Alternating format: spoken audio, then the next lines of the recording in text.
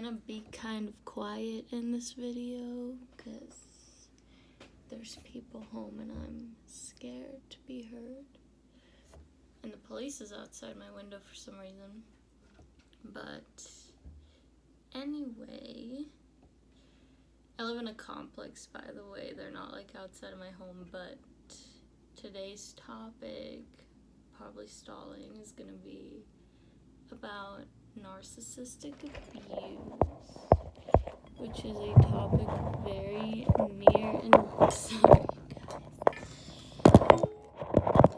near and dear to my heart because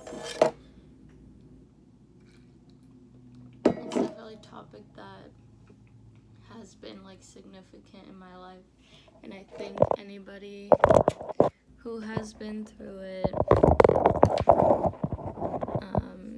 can kind of resonate with that statement. I don't think you go through narcissistic abuse and in a way that doesn't change you forever. So I'll just start with I did have a best friend in my life that I believe was like a narcissist, probably covert narcissist, but I'm not really gonna touch on that because the experiences I've had where I've like had feelings for the person, those are the ones that really royally fucked me up. And I believe I've been in a relationship with a couple narcissists, but yeah, I just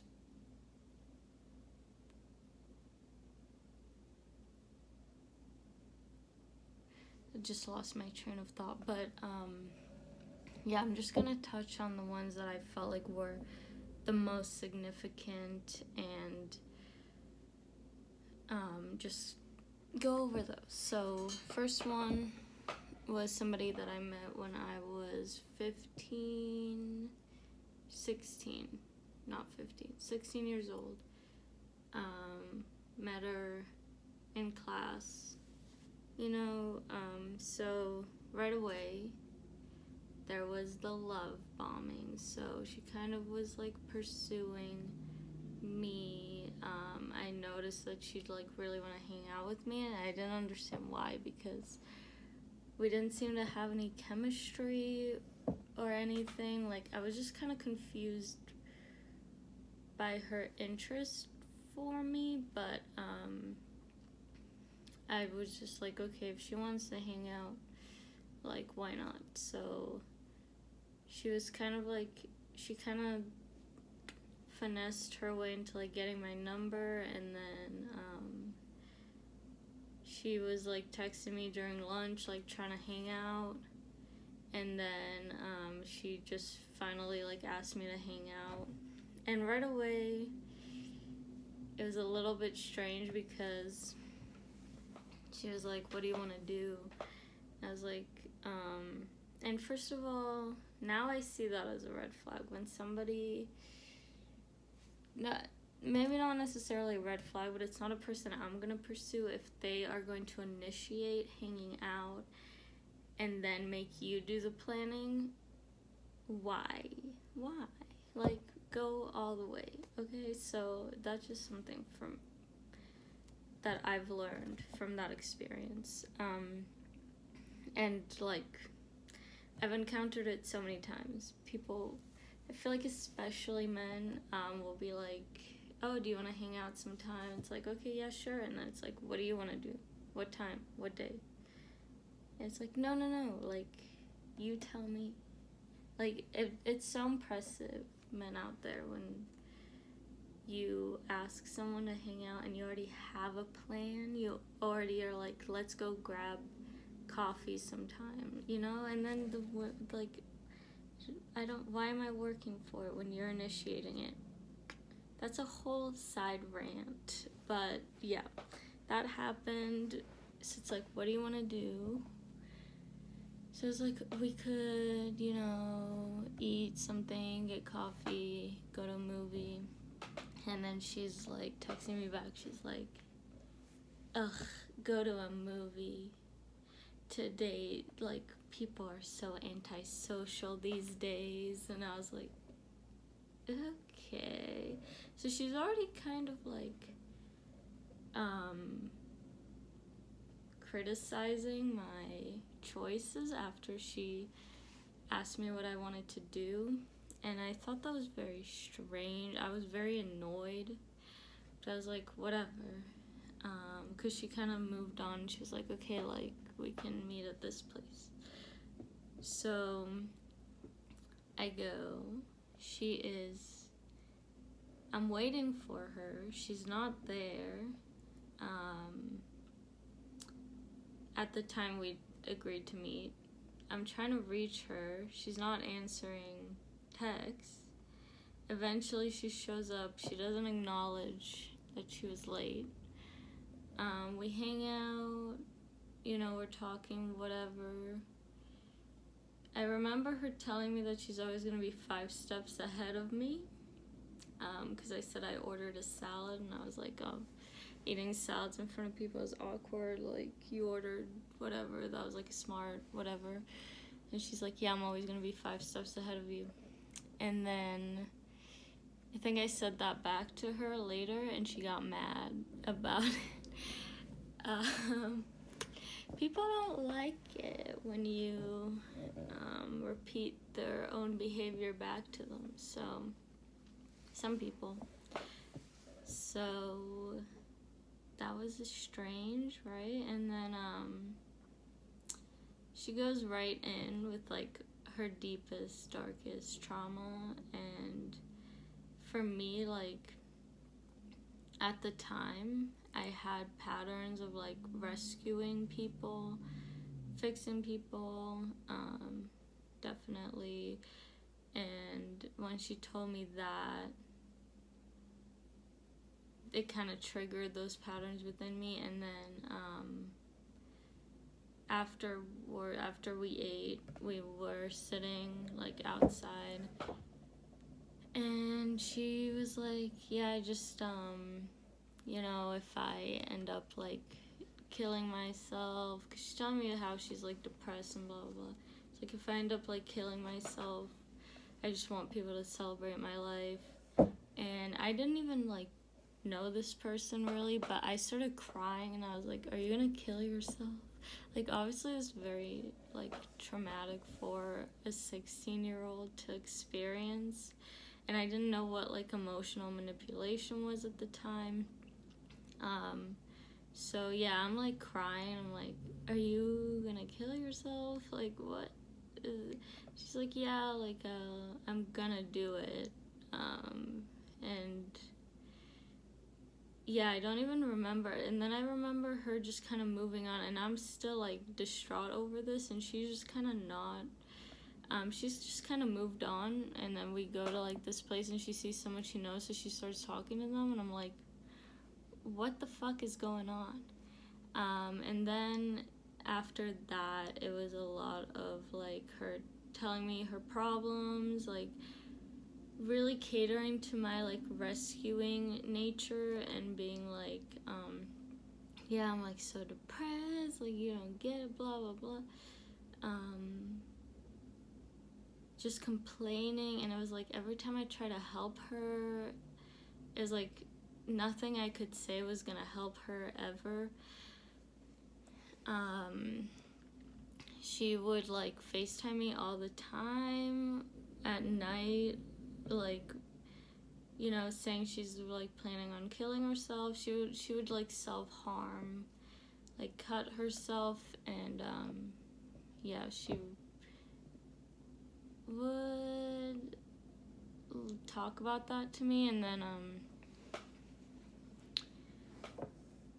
then trying to remember where I was going with that.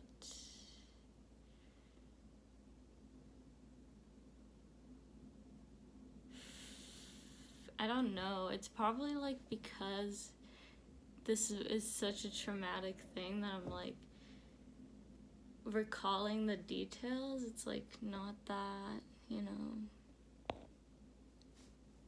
easy, but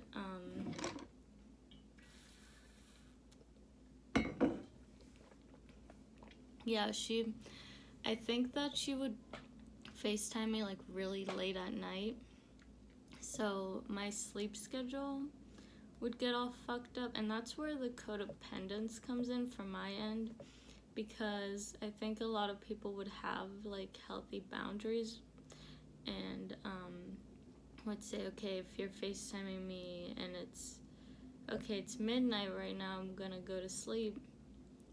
I was just like on call for her 24/7 any day of the week. But you have to realize, at first we would hang out all the time, so we would do fun stuff together. We would like sit on her roof, and she'd always like create these like nice like moments, and she was a very like romantic person, and she would hint at like having a crush on me, and I started to kind of develop a crush on her back. So it always just felt really romantic. We would like talk about like kissing people, and then we talk about like dating, but it was kind of like an indirect like confession that we like each other, but she never told me she liked me until like years later. But it was just kind of like I knew, and I feel like she probably might have known, but maybe not. So yeah, it was like one of those. I definitely was like very into her, and it was my first like really romantic experience, because I mean, we were friends, which is like what I was comfortable with, because I wasn't even out. It's like I knew I had feelings for her, but I wasn't like ready to admit that. So anyway,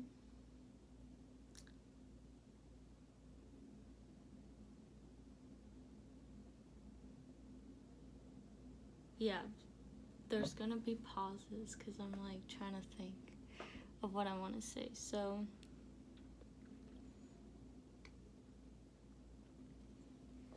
at first we're hanging out all the time. It's super great. I'm developing feelings for her.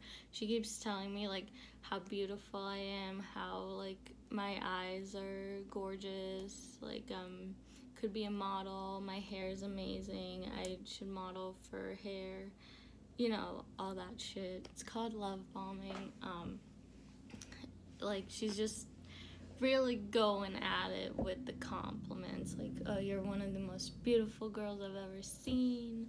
All these other girls, like, they just, wear makeup and blah, blah, blah, but you're just, like, naturally beautiful.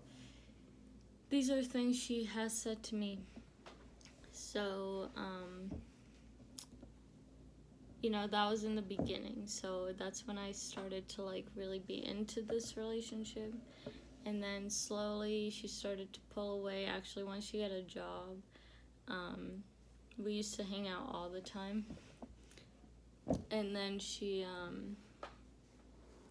just stopped, like, hanging out with me, and just would kind of, like, not give me any of her time. Like, I would still want to hang out with her because I'd miss hanging out with her because we were really close, but she didn't have a second to spare on me. And then she would start like dating other people and ditching me, and then once that didn't work out, she'd come back. I would like, whenever I would talk to her about our relationship, she would manipulate me and like turn it around on me, or like gaslighting me by laughing about it and like acting like I truly felt like I was crazy for even bringing it up. I started to feel really needy and really clingy, but in reality, I just had normal human needs, and I was missing my friend that I was so close with. And, I'd constantly just cry and like beg for her back, and it insane. Like, and she would only talk to me, like, about things, like, at some point, she would only talk to me while we were in school. Like, that was the only time she had time to talk, and it's like she never had time to talk about the relationship, like, things, and she would say things like, every time that I'd be, like, friends with someone else, like, you know, my sister, like, friends at school, she'd say, like, oh, you guys have a really good relationship, but, like, you know, our relationship, blah, blah, like, she would be jealous of the connection that I had with other people, even though I liked her just the same. And yeah, I would just feel like I'm being wrong for, like, having other friends and, like, enjoying my company with other people. And yeah, and then we need, like, if I ever wanted to talk to her, I'd need to have discussions with her at school, which was very uncomfortable to me, like, in the hallways with people passing by. And when they'd pass, like, when people she knew would pass by, she would just, like, stop talking to me and, like, go talk to them instead, and, like, pretend that this wasn't happening. And then teachers would pass by. It was so uncomfortable for me. And like, again, the codependency, like, I feel like a lot of people would be like, you know, this is uncomfortable, I don't want to talk to you here. But in my head, this was the only chance, because she would not talk to me otherwise. So this was the only chance I had to speak with her on things, and it was, like, very important to me. And I remember just telling her all the time that, you know, I'll do anything to, like, fix this relationship, like, just give me a chance to, you know, do whatever, like, I'll get therapy, blah, blah, blah. And the reality of it is I would have done anything for her, but I was so fatigued from the relationship that I did not have the mental energy to actually do the real work on myself, like going to therapy or, you know, doing the self-reflection, because I was so mentally and emotionally and physically exhausted all the time. And then eventually,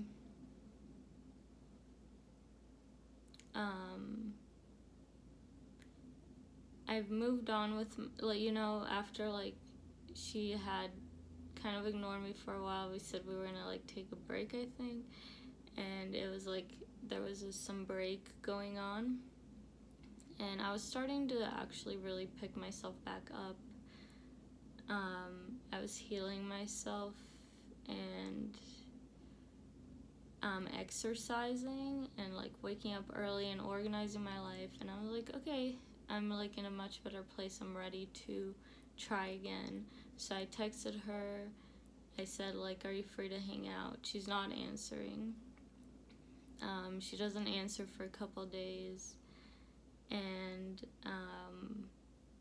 and by the way, she would constantly block me or just not answer my text for absolutely no reason at all. Nothing was going on. She would block me, or we would agree to talk at school, and then she'd never show up.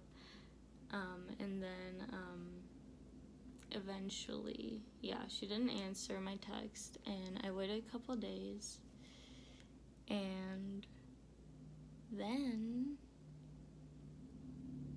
after a couple days, I texted her, and I was like, you know what?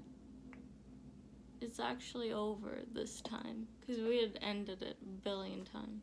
It's like, no, this time it's actually over. And I blocked her, and every day I checked, because there was a thing where you, like, I looked it up, I'm like, can you see if somebody that you blocked, like, texted you? And apparently there is, so I would check it every day to see if she is trying to reach me. and she never did.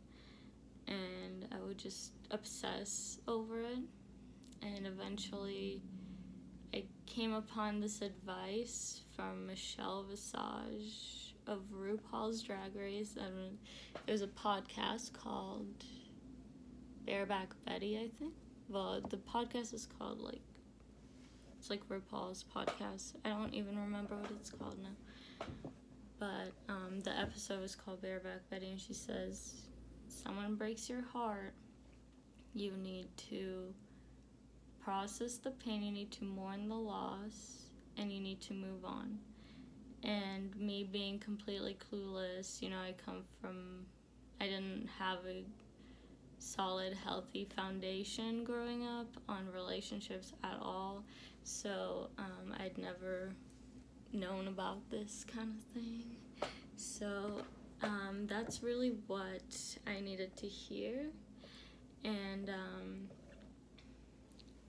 so I processed, I mourned the loss, I moved on, started really to actually really exercise and better myself. And I met someone else, which really it was still not a healthy relationship because I was still mentally stuck. I hadn't had the awareness yet to release myself from a lot of the things that got me into that situation in the first place, because I was 17 at this time.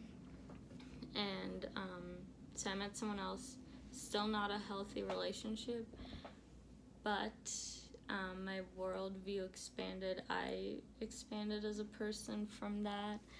So I would say that was a blessing. And actually she came back while I was with this other person and tried to, talk to me or whatever. And I was like, no, I'm not. It was the last day of school, and I was like, or the first day of the next year, and I was like, no, you're fine, don't worry about it. She was like, oh, let's talk about what happened between us. I was like, you're good, don't worry about it, which to me is at that point I knew that it wasn't me, it was her.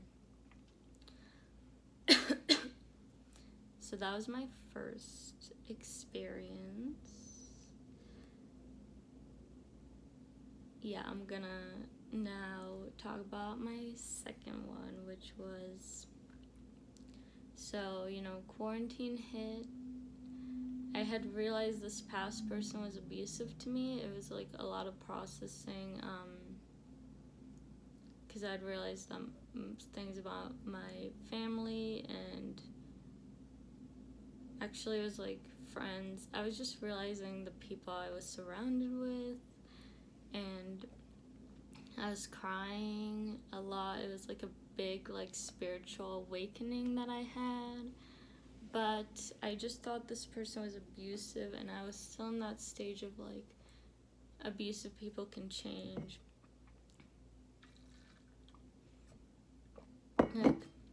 And I was still believing the way that this person was during the love bombing phase. So, still had a lot of shadow work to do, you could say, but so I started to miss this person. I thought about reaching out. Person A, we'll say. This story is about person B. So I thought about reaching out to person A and, talking through what happened, getting closure. You'll never get closure with a narcissist, through the narcissist, they're not. But the closure comes from within. But yeah, I tried, and I was like, this person's number is nowhere to be found. So that was really the universe helping me the fuck out, because I had no way to reach this person. In hindsight, I had Instagram. Good thing I didn't think of that, So I'm missing this person. I'm like, ugh, it would have been nice to talk through what happened, blah, blah, blah. I start a new job at like a Wicca store. It's like a spiritual kind of store. And I meet a person who, and I instantly start to obsess over this person. The second I meet this person, I know practically nothing about her. I know she has a boyfriend, and that's about it. And, you know, she starts talking about herself immediately, and immediately I'm like, this person's off. That's a thing. Looking back on these situations, it's like these people show you who they are right away. You just kind of need to keep your eyes peeled. But I mean, I understand how people get into these situations because the love bombing stage is definitely very deceiving. I mean, they are lying to you all the time.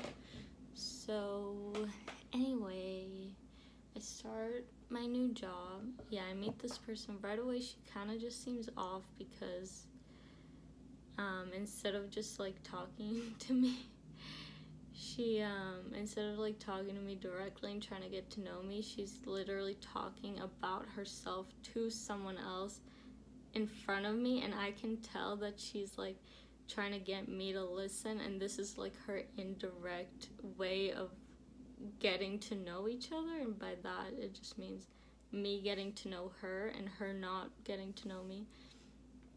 So that was like my first impression of her. But she had something just to her energy that I was very like enticed by right away, and I just could not stop thinking about her. It was like driving me insane. It was like from the second I met her, she would not leave my mind. It was an obsession that just built and built and built over time. But you know, I don't even remember how it got started. I think it was just weird because, you know, she would ask me questions and then I'd answer, and then she would, you know, turn it around on herself, tell me like a story, and then I'd try to continue the conversation, but she would just leave. Like, she was very flighty, which is, you know, not necessarily bad, because a lot of people are flighty, but it was just like an extremeness. Like, it was like, are you even, because it was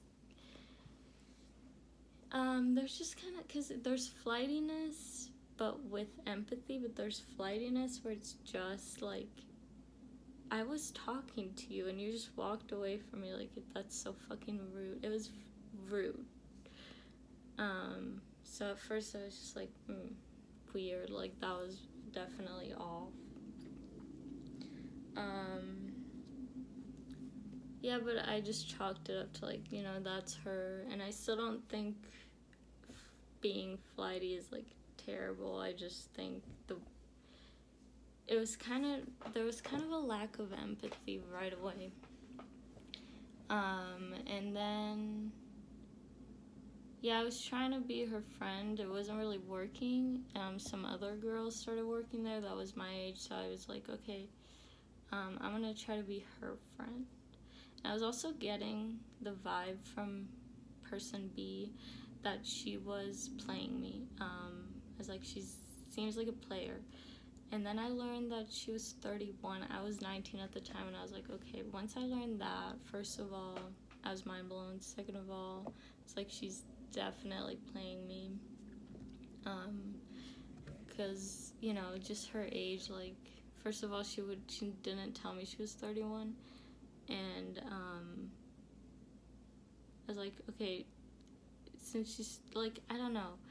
I'm not saying just because someone's that much older than you, it means they're playing you. I'm just saying in that specific situation, that indicated to me that she was playing me, like, knowing how much older. She was 12 years older than me. So, someone my age started, so I was trying to be her friend. And the second I made a new friendship, here she comes. First of all, she's stealing my friend away from me. Like, she's like talking to her all the time. She's clearly like trying to make us compete for her attention.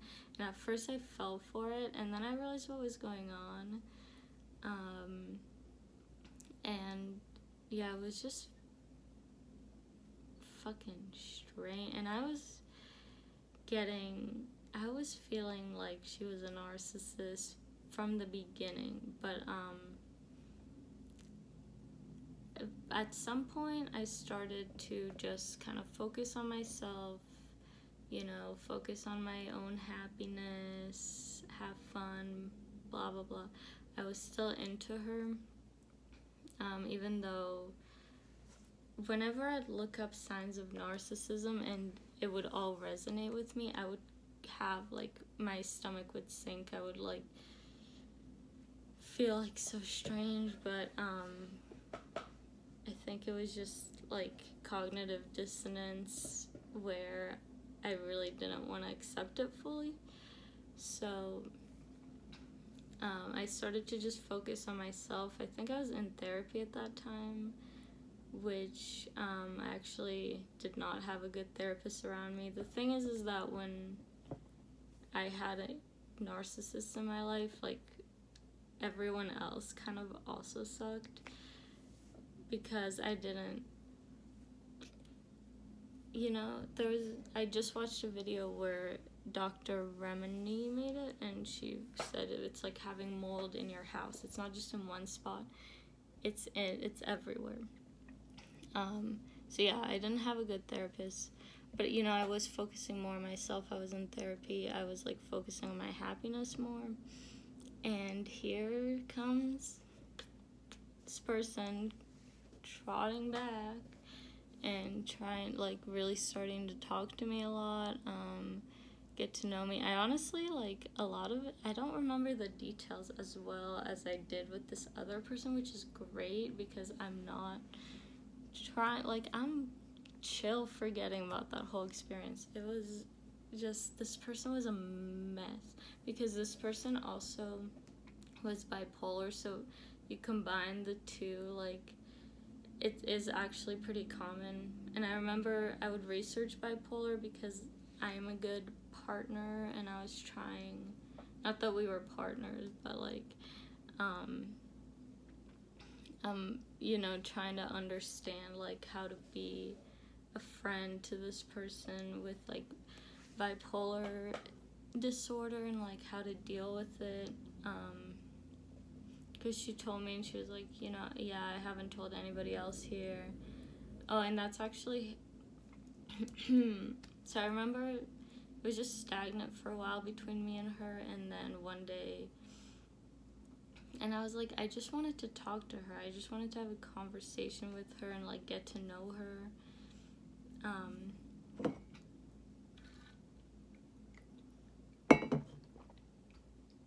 And then finally one day, I get to talk to her.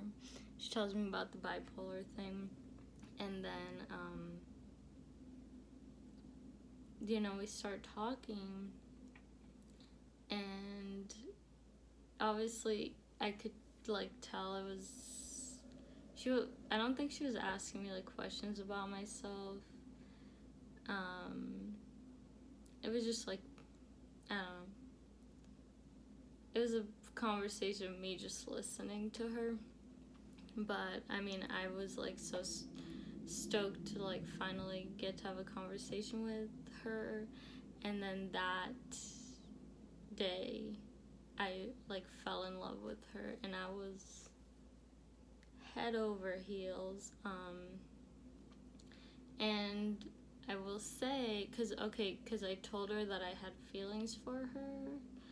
And she was playing into the romance thing. Like, she was picking up on it, and, like, picking up that when she'd mention her boyfriend, I would, like, get kind of, like, upset because I liked her. And she was picking up on it, she was playing into it, and I read it as she likes me too. Because it was, like, the classic, like, cheating situation where the other woman, like, villainizes the person, because I was like, oh, he's such a bad boyfriend, like, they're gonna break up. And she was saying right away, like, I need to change, like, I need to talk to him. So I was, like, being very hopeful that that relationship would end and she would be with me. And, like, I sold that story to myself, and she knew, and she was playing into it. No matter how many people would be like, no, she wasn't, like, you know, because people would be like, oh, this is, like, delusion, blah, blah, blah. And it's like, yes, I was being delusional, but I had basis to go off of. It wasn't completely made up in my head. Like, this person was playing along with my delusions. So, yeah, that, I was, like, really into her and trying to, like, win her over her mans. I really thought we were gonna end up together, because when you're being love bombed by a narcissist, like, they figure out how to make themselves into, like, your ideal partner. So it's like you get convinced this is your soulmate, and that's what keeps you there a lot of the time, is that beginning stage where, like, you feel like you found your soulmate and it's so happy, and, like, you love so many things about this person, and then once they start abusing you, you just think that you can change them back into the person they were in the beginning, but it was just, like, a fictional character, not real. So, which is so interesting. Like, I'm hearing myself say that, and I'm like, what an interesting dynamic.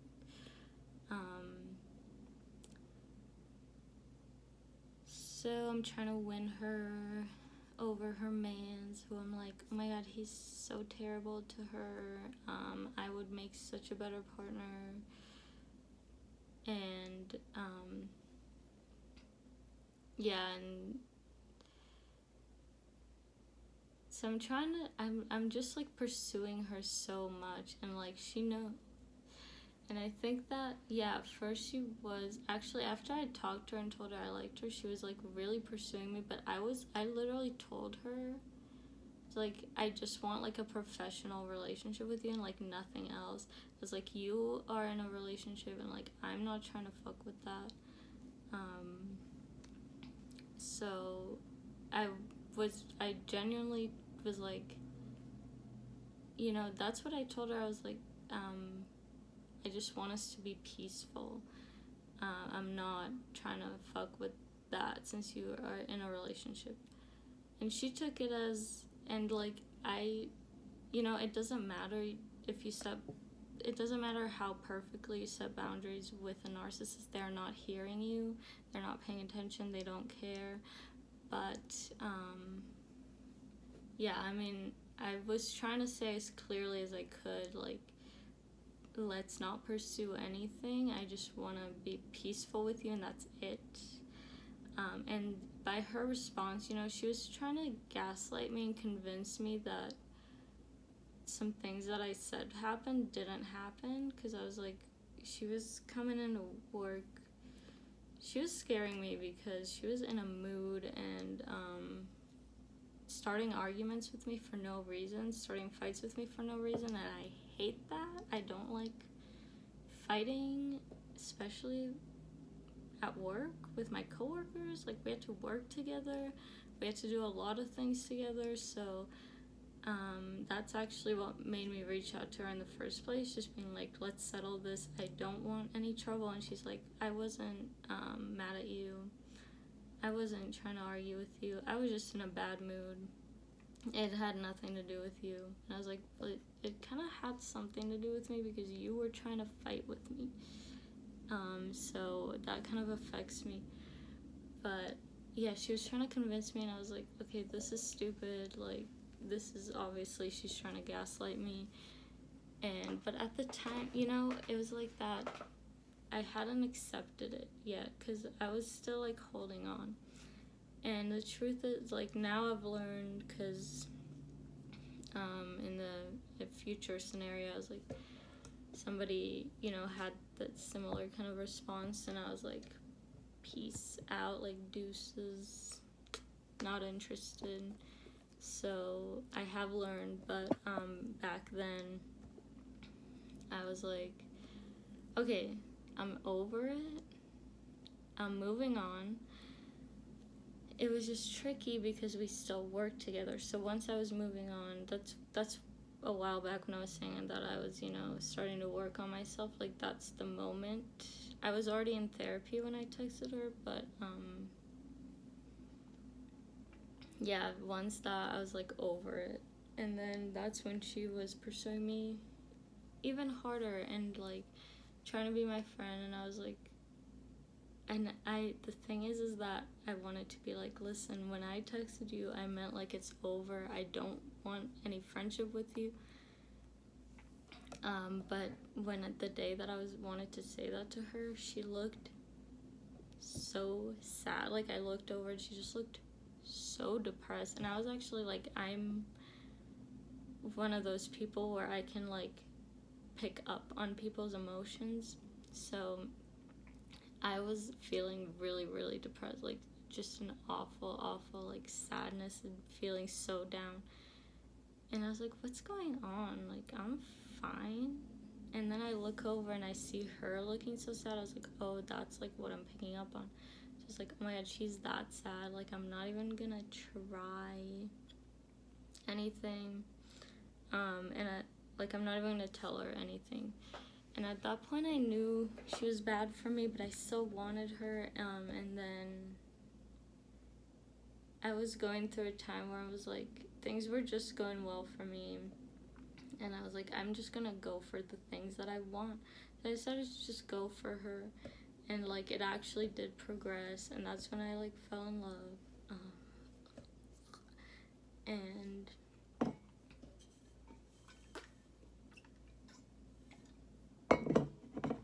she was playing into my beliefs and ideas that she would like break up with her boyfriend for me.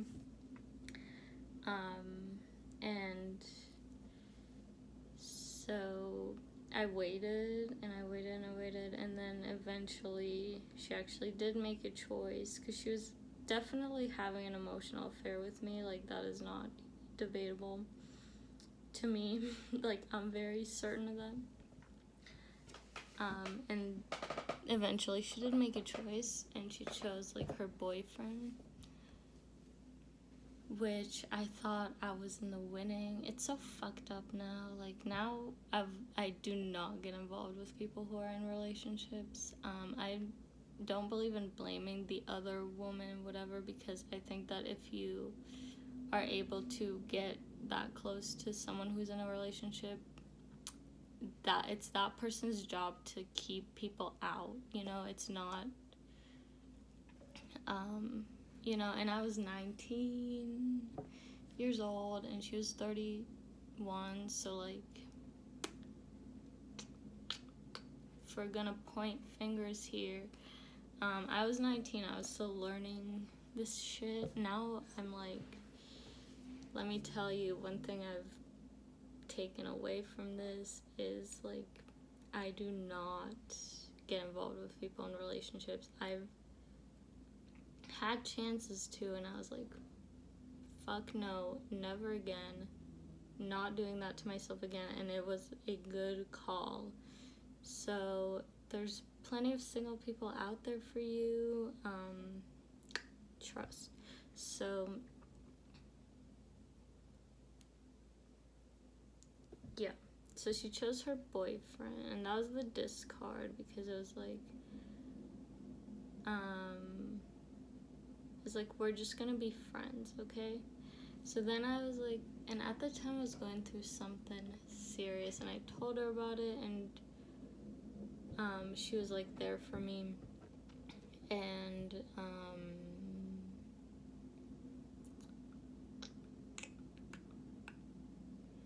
yeah, so I was like really relying on her, and I felt very close to her. So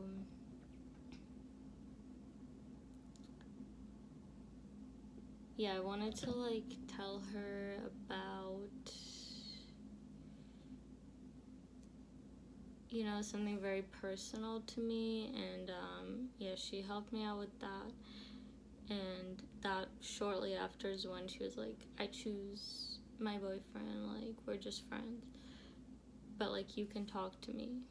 And so I was like, okay. So I was still going through this thing that I was telling her about, so I tried texting her.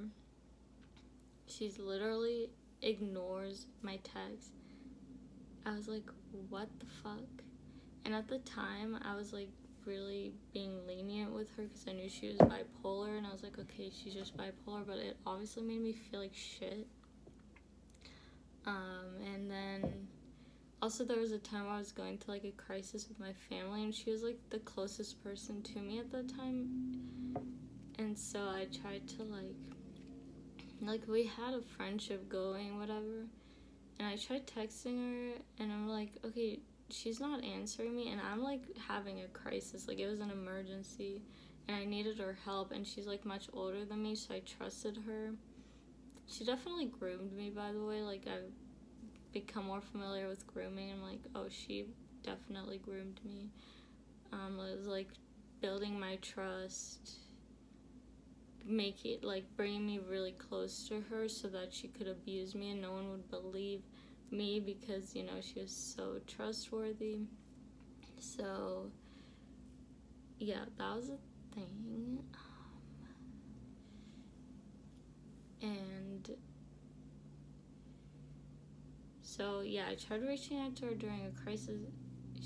And I'm like, this woman, she's on her phone 24/7. Like she's the type of person that like the phone never leaves the hand. It's like constant, like looking at work, you know, constant texting, whatever. And you know what the fucked up thing is that she would get away with all this stuff, but then I would do it, and my boss would always like criticize me on any tiny mistake. But like she got away with being on her phone 24/7. I'd be on my phone once to like set an alarm, and my boss would be like, why don't you do work instead of just being on your phone? It was so fucked up. She also got like a goodbye party, and I got like cookies. And it's fine, I do not want a fucking goodbye party. It's just more like, it's like, anyway. So, but that workplace is a whole other story. I hope you can hear me. It's just like there's other people in my house and I don't want to scream. So, anyway,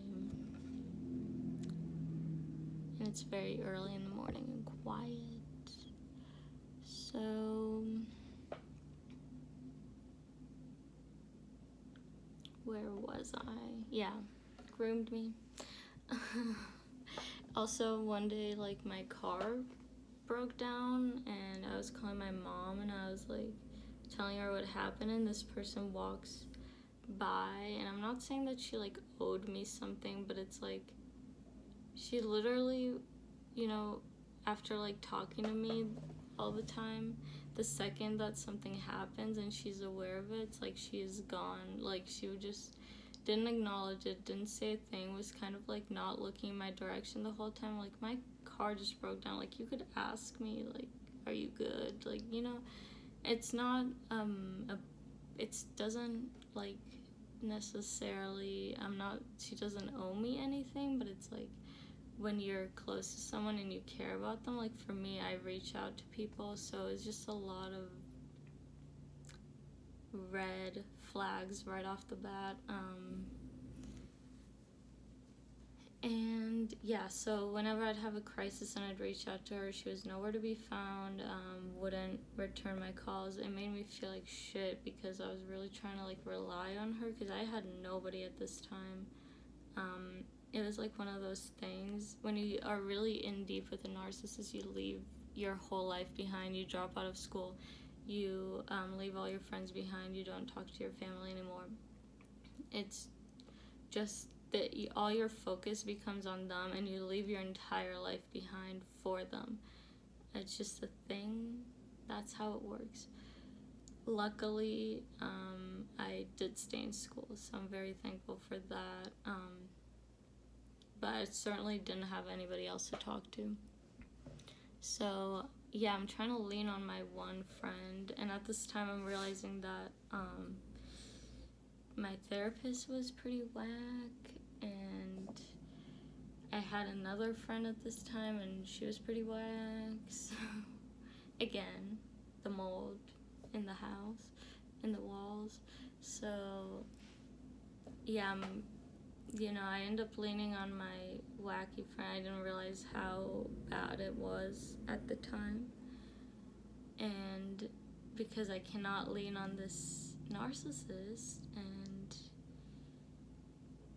yeah, this is when I'm starting to get kind of mad, and I stayed trauma bonded. This whole thing was a trauma bond because I fully realized this person was bad for me, but I could not let go at all. And I felt like I had no freedom. I had no sense of self. Everything I did. I also felt this person was like energetically with me, watching my every move. I felt like I had no privacy. I couldn't do anything because I felt this person energetically. We were working in like a Wicca store with like psychics too. So this person is like a psychic still, which is scary. I feel so bad for the people who are involved with that, but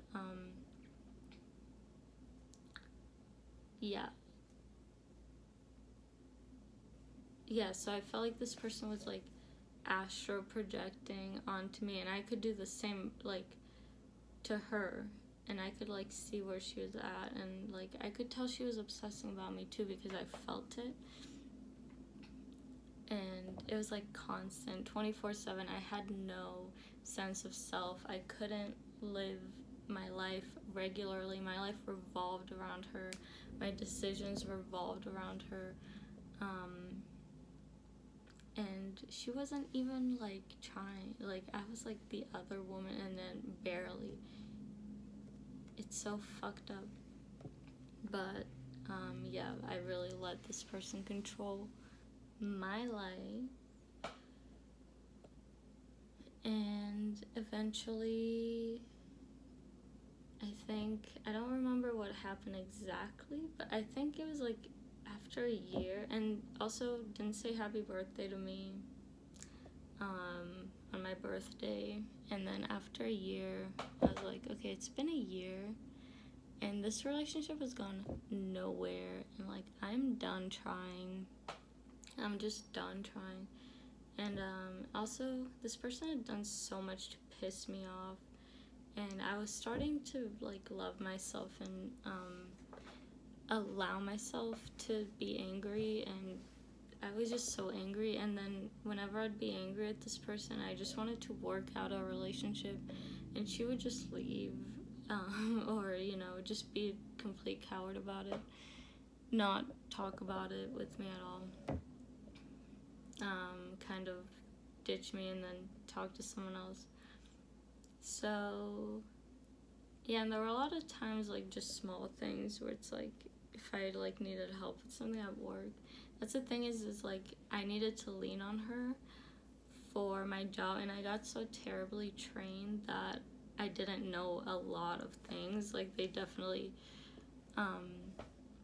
it was one of those jobs where they set you up for failure, like, right away, whether intentionally or not, just through very, like, bad training. And so I needed to rely on her a lot, which I hated, because I could just feel it was, like, icky feeling to ask this person questions all the time, because it's like, this person's trying to control me, so I'm pretty much being like, go ahead and control me because I need you right now. So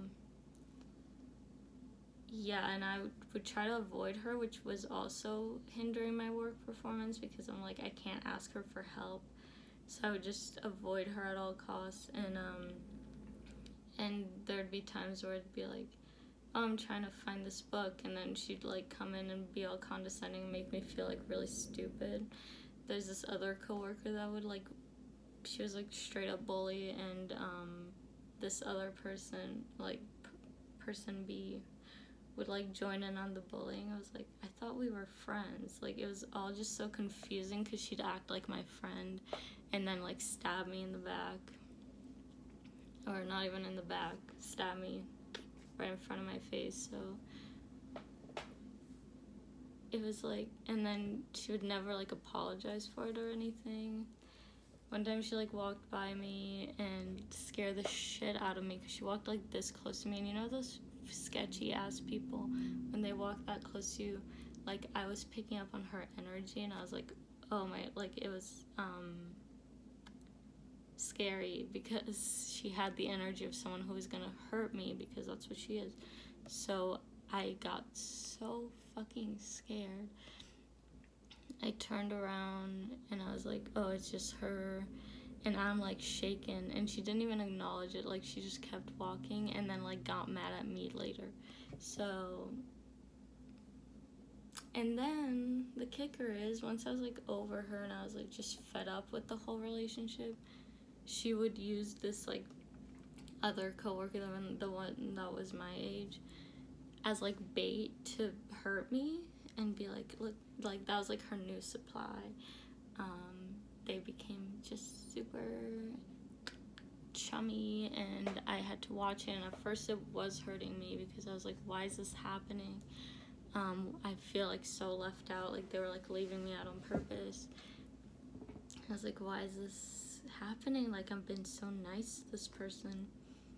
And then I got a tarot reading, and the tarot, actually two different ones. So I took a long break from tarot readings, and then I watched one, and the tarot reader was like, this person's a narcissist, and I was like, oh shit. And I was like, I had to mentally prepare myself before to be like, I can do this, I can watch this reading. And then, so I was starting to accept that, and then I got another tarot reading that I paid for, like a personal reading. And she was like, this person is sucking out all your energy. They're only with you because you're feeding their ego. And at this time, I was ready to learn. So a lot of tarot readings would say, like, this person is a narcissist, they're a psychopath, like, blah, blah, blah. And it would always like strike a chord with me, so I knew it was something to like pay attention to, but I was very young and like just didn't really fully trust my intuition yet. So, but after that reading, I was done. It was a new chapter for me. I started, exercising again, got my life back. I quit the job so I never have to see that person again. Praying to God I never run into this person. There's no reason I would ever see this person again. So now I am free. I'm healing. I have a good therapist. I have healthy relationships. I am, working through my codependency. I'm going to groups.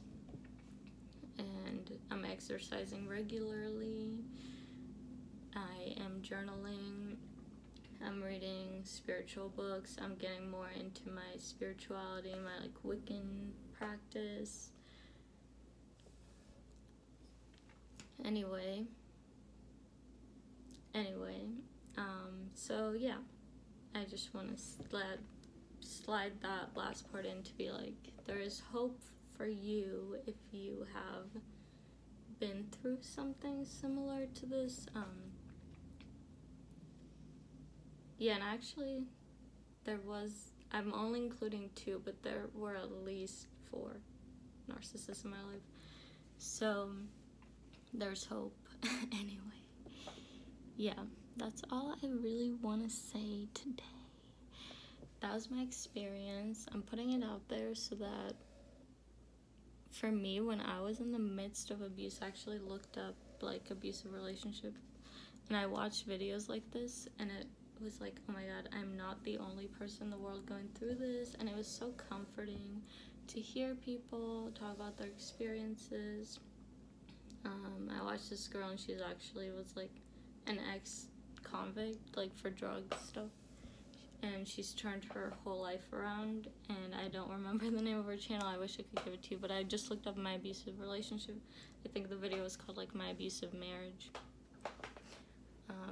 And I watched that, and it was so good. Like, it just really helps to get some sense of community and be like, I'm not completely alone in this, because you feel so alone when you're going through it. So yeah, that's all I have to say today. Thank you for watching. Bye now.